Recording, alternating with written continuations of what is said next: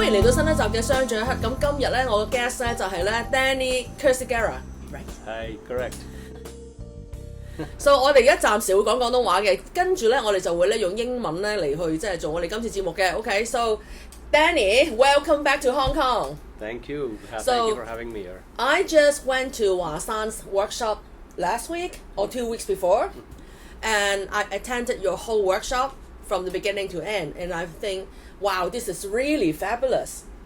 So 7 years ago, I interviewed you, and then I attended your workshop. Yeah. I think it's fabulous. But 7 years later, I think it's totally outstanding, outrageous. I don't know what happened to you. So, I don't know. so during this interview, we're going to talk about you as a person, as a teacher. So what happened to you in the past 7 years? So can you update us what is happening now? What are you doing? Where do you live? What do you eat? No, not what to eat. Thanks for having me here first and foremost. The last 7 years have been fairly challenging, but also very, very good in many ways. So I think we met last time at the Soul of Success workshop. Yes. At Lightworker Center, yeah. And since then, a lot has happened. I know it might take another 2 hours for me to explain that. But Oh, before you said that, I gotta tell you guys. Danny, we call him Danny K because the family name is a bit long and hard to pronounce. Okay, Yes. He's had a really amazing background. You were a banker yes, for many years, I was COO, CFO for Royal Bank of Scotland and Asia Pacific. and then you're a writer. This is one of the books Danny wrote. And then you were now international speaker, and then you even went to TED.com. I cannot imagine. That's a dream comes true to most of the trainers and teachers, right? So anyway. I can get you to TED Talk as well. Oh God. Yeah. What do you want? It just happened for Is that 5th of December. It was TED Talk. Oh my goodness. So can you tell us more about you? Sure. So apart from everything you just mentioned, I think the most important part was that I took this journey from corporate into my own entrepreneurship, which was basically starting an executive coaching firm. I run an executive coaching firm internationally.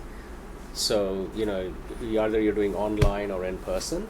And basically what we do is we help large corporate organizations, C-suite, to kind of double their results in business and life. Even now? In 6 months or less. Even Yes. now? Yeah, we do that. That's why. It sounds impossible. Yeah. That's why. So you can do magic. That's why you need. And to that's hire why me. you make a lot of money. So basically, that's been a bit of a journey. But when coronavirus hit, that was a quite difficult time because people were scared. There was a lot of fear. People were losing jobs. They didn't know what. So spending was kind Nobody of go curtailed. out. Nobody even go out. Correct. So we were all stuck in this kind of a vacuum. But I think it was the most. It was an awakening period for humanity. Basically, coronavirus was not just because somebody had a bat soup in China, but it's mainly, I think it was an awakening that was taking place on the planet, and I think we all went through our own awakenings during that time. Yeah, I think most people didn't look at it that way. but in hindsight they will. So when you're going through a difficult period, you feel it's the worst thing happening to you, right? But when you kind of mature from that a few years down the line and you look back and you say, oh, I wouldn't have opened up that business if it wasn't for that. I wouldn't have changed my relationship if it wasn't for that. I wouldn't have done this if it wasn't for that. Won't go home because of that. Correct. Most people are just hanging out there doing business, busy. Yeah, so I think it was basically more of a personal growth, more of a kind of consciousness and awareness that went up on the planet, not just like it was on the planet wide. And I went through my own kind of dark night of the soul during that time, and I kind of awakened into a very different kind of a I won't say teacher or a coach or whatever. Of course you are. But kind of really kind of getting more evolved in that space. And I found that the most important thing that I learned during that period was like getting into this place of channeling. I used to do it before, but never like deliberately or intentionally. But then that took my entire existence to a different level. And I found that to be very, very inspiring. So now I don't have to prepare for workshops. I don't have to prepare for interviews. I don't have to prepare for speaking engagements. I'm jealous. I don't have to do all these things anymore. Oh, it's too good. It's too good. It's an evolution that happens, but it's something you need to kind of, in a way, devote yourself to. It's a relationship, right? You when you give love to a relationship, when you give passion to a relationship, the relationship grows, right? So you got to make it a priority, and I think that was very, very important for me. But I also see you apply a lot of spirituality in your work. Yeah. So I once look at you as just a corporate trainer, a corporate coach, but to me you're like a spiritual teacher too. So this is what I bring in corporate organizations. So basically, it's about bridging the gap between higher consciousness and material world. So how do you leverage higher consciousness to have a more fulfilling material experience? Because people who are successful are not always happy. People who have got a lot of money, they're not always happy. I see them every day, so I know. So basically, how you can kind of marry that or integrate higher wisdom, higher consciousness into your normal daily life. So you don't say the spiritual world is there and I'm here. No, it's all one and one, right? Because what you see in a physical body is only 20% of who you are. Your 80% is all non-physical. So if you can harmonize that, then your physical life experience starts getting better and better. And that's what sometimes the business world does not understand. And that's what I kind of bring into my work a lot. So you don't sell it like that, but when you work with them, then they start understanding and have a very different appreciation. The businesses go up, their relationships get better, they start looking younger, they start getting better, they have more agility, more they look more younger? energy. Yeah, you can. When you are, well, I'm sure you guys already know. So when you do things like meditation, or you kind of work on yourself, or whatever, you can actually reverse your aging. It happens. So that's why your corporate clients have to pay you a lot, because they double the business. You help them to double the business, and then the marriage or the relationship work, and then they look younger. So it's 3 in 1 service. Well, possibly, yes. But when it comes to corporate training or corporate clients, you have a religious background, I guess, Mm-hmm. and then they may be, in the corporate it's different. The CEO may be a Christian, and then the management, they have some of them don't believe in God, and some of them are Christians, some of them are Buddhists. So how do you apply the spiritual teachings at work? Yeah, spiritual teachings are universal. So we don't talk about religion. I'm not a very religious man. I do my own thing, but religion is good, but you don't have to get stuck in the dogma of religion. That's very important. So what we teach is more freedom. It's what is the new earth about? It's about pure love, pure bliss, infinite abundance, well-being, freedom, beauty, harmony, joy. These are universal things, right? In any religion, it's the same. So when you teach this, these are universal areas, and you don't talk about Christianity or Islam or Zoroastrianism. You don't kind of talk about that, but you talk about things that make you have a good life, and that's what I think I was too serious about religions earlier in my life. Yeah. And I was a very devoted Christian. Yeah. And then I would say I suffer a lot. Yeah. Personally, because I was too serious, just me, okay? Yes. For all the other Christians out there, you're very happy, I'm happy for you. And then now I would call myself a non-religious believer. Yeah. I feel much better with this term. Well, that's fine. It's I don't have anything against religion, but what I'm saying is that sometimes a lot of these things are also man-made. And it is, and a lot of all of them. Yes, and a lot of they sometimes induce fear. If you do this, good. If you don't do this, you're hell. Yeah. So that's what I do not subscribe to. Subscribe. I like your word. I don't subscribe to. I don't subscribe to that. So basically, I think divinity is just love. It's non-judgmental. It's it doesn't preach fear, or there's nothing like hell. I don't even believe in that. So some of the concepts. So that's why I like to keep it more open, as opposed to make it a religious context, because then it gets very kind of complicated. Okay. So can you share with us some tips? Like, a lot of people say a lot of things about 2025. Yeah. And then you said it, you also said something, but it's very positive, and then we can take advantage of it, and then we can prosper, we can do a lot of spiritual growth. Yeah. So how do you look at it? 2025. I think it's or up to and from 2025 to 2029. Yeah. Did you say that? So basically, from what I know, this decade, 2020 to 2030, is the decade where there's going to be a quickening of universal energies. What does that mean? That means that now you have a very good opportunity to transcend and overcome density. Density means fear, self-doubt, guilt, shame, resentment, not feeling good enough, low self-esteem, which is the biggest pandemic I talked about.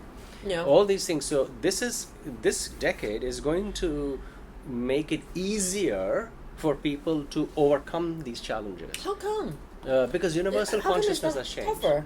Universal consciousness has completely shifted. And universal consciousness means that energy-wise, everything has now shifted. People are more awakened now. You talk to people, like 10 years ago when I used to talk about this, people were saying this guy is crazy. Now everybody understands. It's easy for people to even in business, people start understanding it, and they get more attracted to this than the business work we teach. Yeah. So we teach business, but we also help them on the personal development side, which is more about spiritual growth. And after every single client at the end says they liked this part more than the business part. Every single client, every single one. So you can imagine that there is a higher awareness that's happening on the planet, and you have a choice whether you want to go ahead on this momentum or you say I don't want to. That's a personal choice. How do you get into all this? You're obviously a businessman. Yeah. How do you get into all this? You Well, got teachers. Well, I think we have we kind of have this misconception. A guy working in a technology department in a corporate organization is no less spiritual than a monk sitting in Japan. Really? Yes, exactly. The thing is that he made a different choice and he made a different choice. So there is no difference in your capacity for spirituality or capacity to grow. He just made that his devotion. He made something else's devotion. Doesn't make him less spiritual. Now, if this IT guy sitting in a company now starts saying, hey, I want to do personal growth, I want to get more evolved, I want to do this, I want to do that, he can do exactly the same thing that a monk would do, or probably even better. So it's a choice you make in life. We have this kind of thing that we just try to follow what other people do. That's called religion. Yeah. Or corporate. Yeah. So like when we are, what happens when you're born? Your parents kind of put values that this is right and this is wrong. They put their values onto you, and they say they are right values, but they put their values onto the person. Then the person goes to the school, and the school teachers say wrong and right, this and that, and they kind of box you in thinking that the right way to live your life is this. So from school I got to go to college, from college I go to university, from university I have to become a doctor or accountant, lawyer, and if I do this then I go into this firm, and they spend their entire life living a fictional identity. I have a question. So let me just finish. So when they come into their mid-40s, and then they say, yeah, I've got the money, I did this, I did that, but how come I'm not happy? Exactly. Something's missing. And then they find people like me. And then they start changing their things, and things start getting... So what I'm saying is, if we were taught this from an earlier age, then the life experience people would have would be, in my opinion, very different. You would probably make better choices. My question is... Yes, please. This morning I woke up with a question. Why people love religion? Or why people love to work in a big corporate or a big MLM company? Because there are people telling you what to do. there are some people, one person or a group of people tell you go here, pray at this time, and then you should do this and you should not do that. And I personally did much better in the corporate world. But when it comes to do my own business, I just find it, oh my God, what should I do today? Nobody tells me what to do. I thought it was freedom. Yeah. Yeah. But then I just find that my brain, my habit, so get used to, the school system or the education system or corporate system, that when I went to work in my earlier time, I knew what to do because somebody told me what to do. But when I run my own business, I got lost so easily. So you also run your own business as a corporate coach. So how do you manage to, organize everything and still be successful or even prosper more? Well, it's a process of learning and unlearning. So you unlearn the things you've been taught and you start learning new things. You like you said about freedom. Yes, there's a lot of freedom, but with freedom you also sometimes need discipline. Yeah. So it's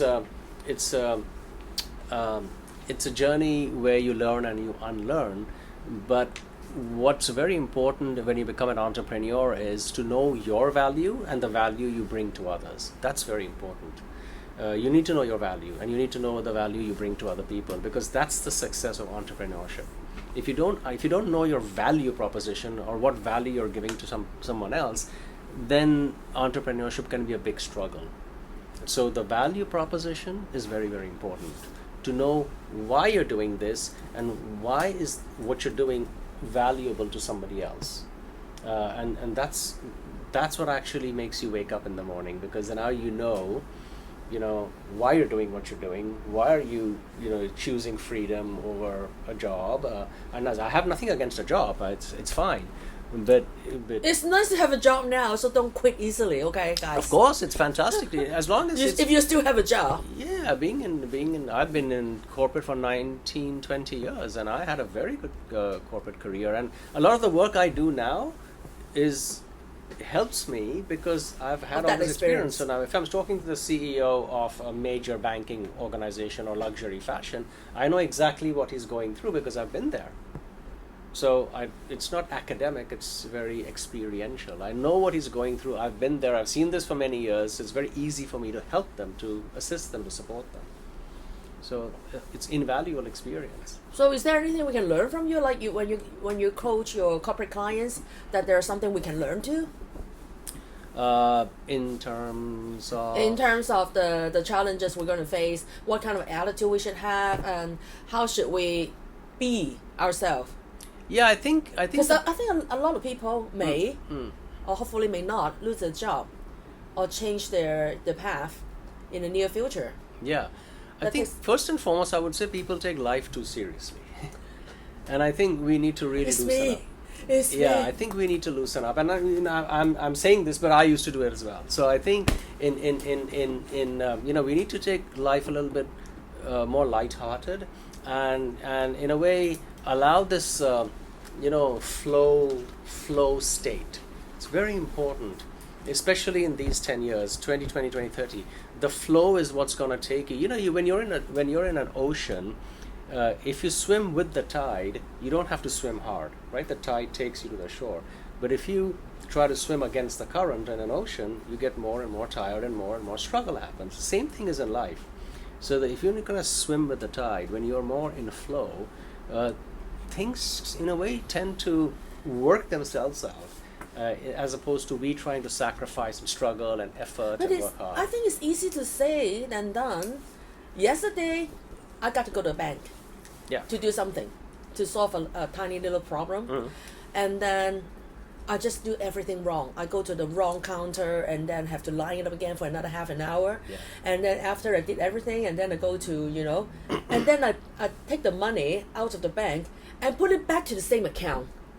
And then I came back to the office and I was wondering, how come the money was not there? Where's the money? And at night I thought, oh my gosh, I'm putting a lot of effort. I'm using like 4 times of effort to do tiny little things. Correct. And then I thought, do I do it in the other areas of my life too? Yeah. I guess so, probably. So I'll tell you what happened. So what you did yesterday at the bank, you were coming from a place of anxiety, you were coming from a place of getting it done. It was a place of anxiousness, restlessness, because that's the energy when you talk about your experience. I was. Yeah, exactly. So in my language, we call it resistance. So when you're in this place of feeling anxious, getting things done, feeling restless, nervous, and pushing and forcing, it creates resistance. So the energy cannot flow when you're in resistance, and what you resist persists. So it just doesn't work. So when you see these things happening, the teller was not there or the machine did not work, is usually because the energy you're projecting is that of resistance, and resistance is projecting back to you. That's what happens. Are you seeing it as an example, or you're really saying like when we have resisted? That's what happened to you yesterday. Yeah. I'm saying what exactly happened. I'm telling you what happened. Yeah. So if you were relaxed about so what it, should cool I about do? it, just be cool about it. It's going to happen. Your thing is going to get done, and you'll be surprised if you go tomorrow to the bank with a different attitude. Everything is going to work. It will. I can guarantee that. So, which is why coming back into your flow state is very, very important, because we come from this place of control, trying to control situations, trying to control things, and the minute you let go of control, that's complete freedom. You try to control a person, you know how bad it feels. You try to control. I can't even control my cats. Exactly. So I can't control my wife or my kids. No one. So don't even try. I don't even try. Exactly. So when you understand that control doesn't really work, when you really understand it at a deeper level, that's when I understand in the superficial level, like I should not control, but in charge or take charge of my certain area, like money, relationships, or my health, right? But very often when things doesn't go my way, then I started to feel anxious or feel even sometimes panicking, like, oh my God, the money's not coming. How come? And sometimes I worry, sometimes I'm anxious, but sometimes even go to meditation, like, oh, okay, I'm anxious or I'm worried. I should not be that way. I better go to meditate. And then during the meditation, I'm still like, oh my God, what am I going to do? How am I going to solve this problem? I'm still doing the same thing. Yeah. So you're trusting your thought process more than you're trusting universal consciousness. That's true. So you're trusting your thought process more than you're trusting the universal consciousness, because stress is a thought you have chosen to believe over and over again. I think this is for me, it's a life lesson. Like, I can't totally rely on God or rely on the source or the consciousness. No, so like, okay, let me explain. It's a good question. So basically, we come from this place of I'm 100% responsible for the quality of my life. Yeah. It's fundamental. So who's responsible for what you think? Me, of course. Who's responsible for how you're feeling? Me, of course. Who's responsible for the money you're making? Me, of course. Who's responsible for your health and well-being?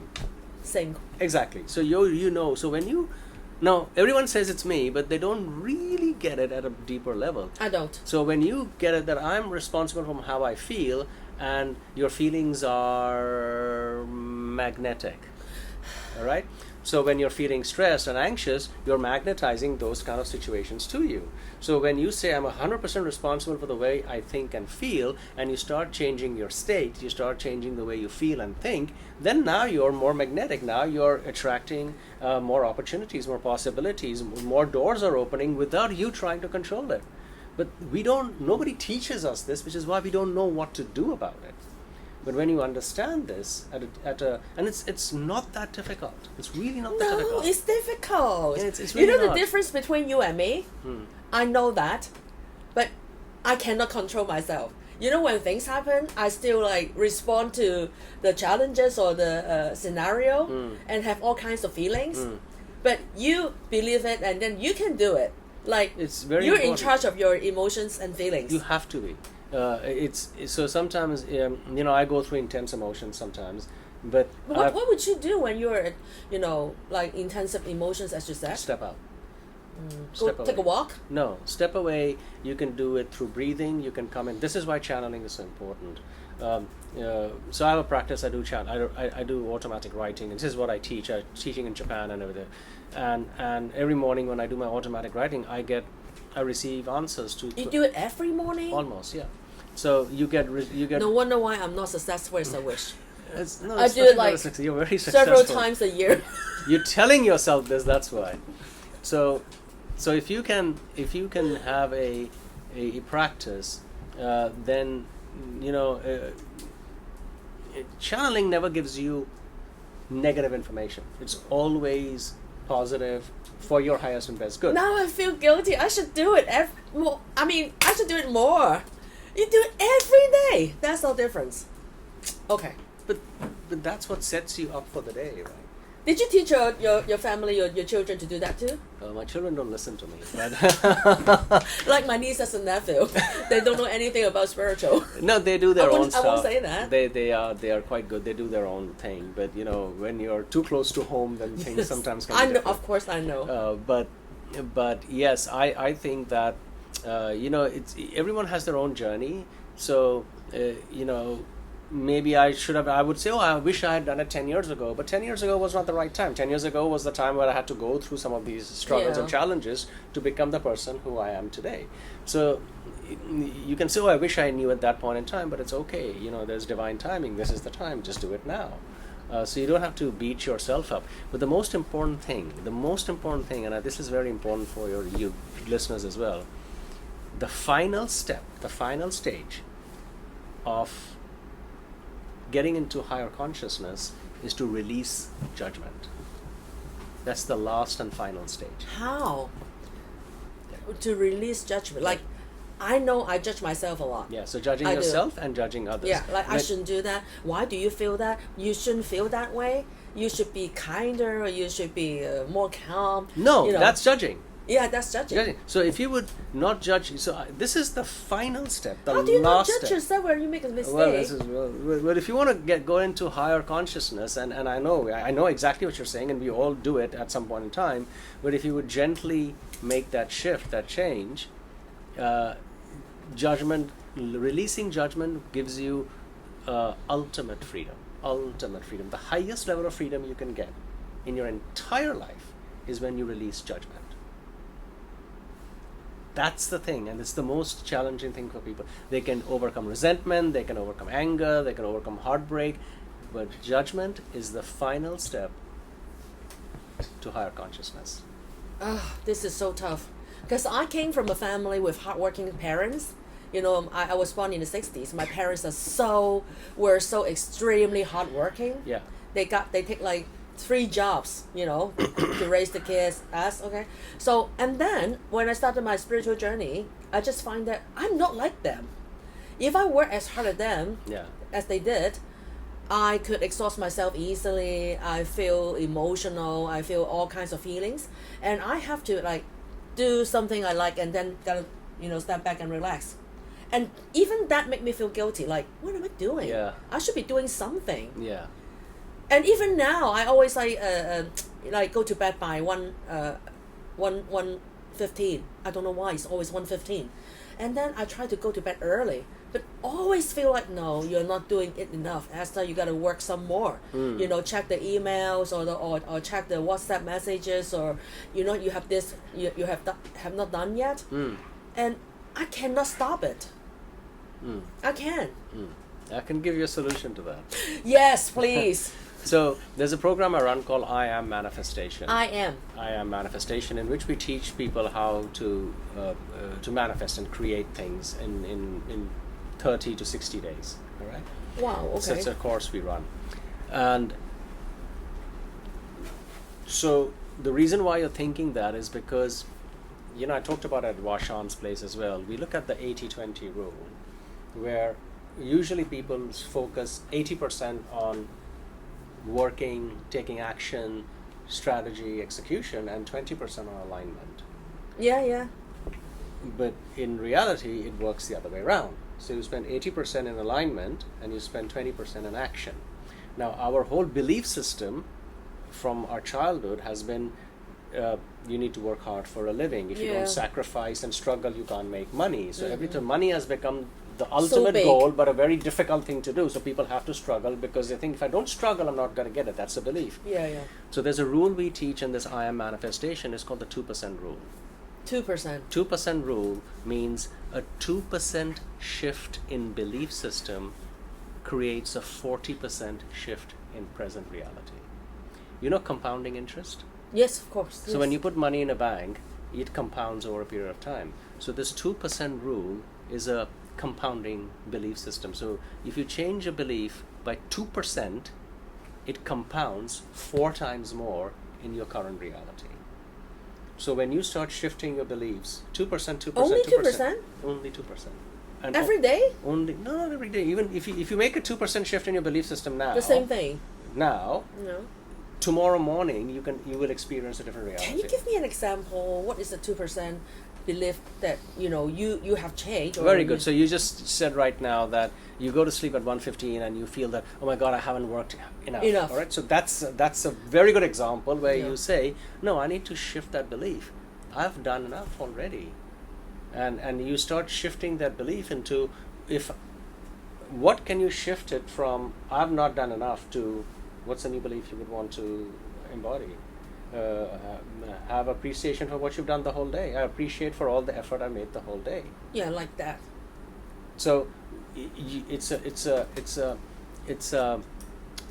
a shift in belief system, which it doesn't have to be monumental, but just a 2% shift in belief system can create a four times change in your present reality, and it can happen very, very quickly. So it's like compounding. It compounds each time. So next morning you see something different. You say, oh, it worked. So you try it again, and it works again. So because energy expansion can happen very, very quickly. 9 years ago, when I opened this center, I was deep in debt. I think you're a different person today. Yeah. 9 years ago, when I opened this center, I was like almost $1 million in debt. Yeah, I remember. And I got bipolar. And then 1 year later, my mom gone. It's like the whole world collapsed. Correct. And then I thought, gee, I already invested like over $1 million in taking workshops, flying, all over the places to other countries, Anthony Robbins, T. Harv Ekers, I took a lot of workshops. And then at a point I thought, the workshops are not helping me. They are all very, very nice. I love taking workshops, but it's not helping me. So I thought, now I have no money to fly to another country to take workshop. I had better save my own SSS, and then what should I do? I just come up with a mantra. The mantra is called 我有大把錢多到使唔使, which is I got tons of money to spend. And then I say it like, it's not like overnight thing. It was like maybe 3 years. I keep saying it because I didn't have money to take workshop anymore by that time. So, and then all of a sudden, in 1 month, the whole situation changed. I was debt free, and then I turned my 6-figure debt into 7-figure savings. Wow.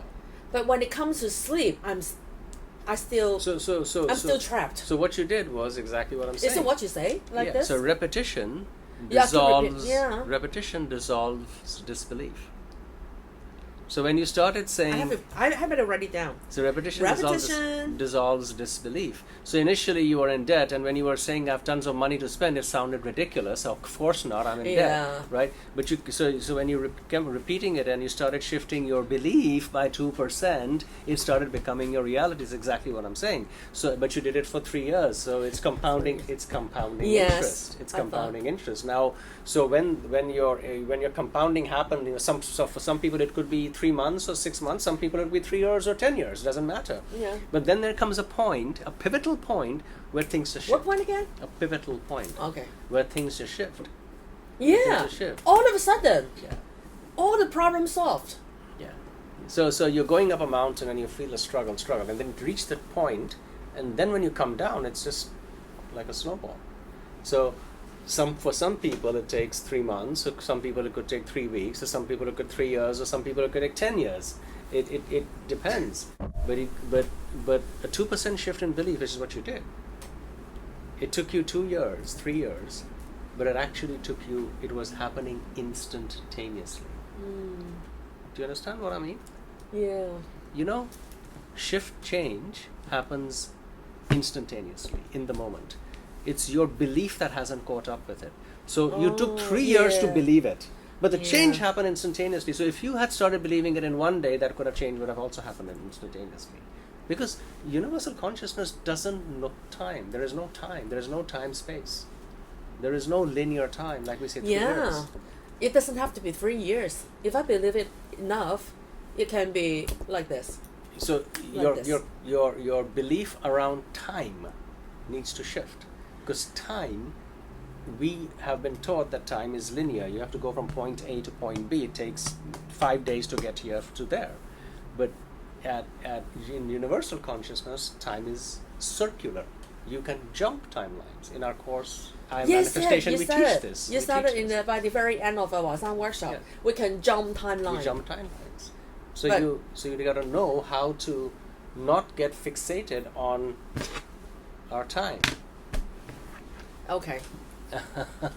We have to talk about it. Jumping timeline. This is too delicious, too attractive. But the 30 minutes is gone. Okay. Just, fly away. Okay. Thank you so much for sharing a lot with me. I benefit a lot from that, okay? I'm going to keep listening to it again. Okay? Sure. So we got to say goodbye now. Thank you so much. Thank you. Okay, bye.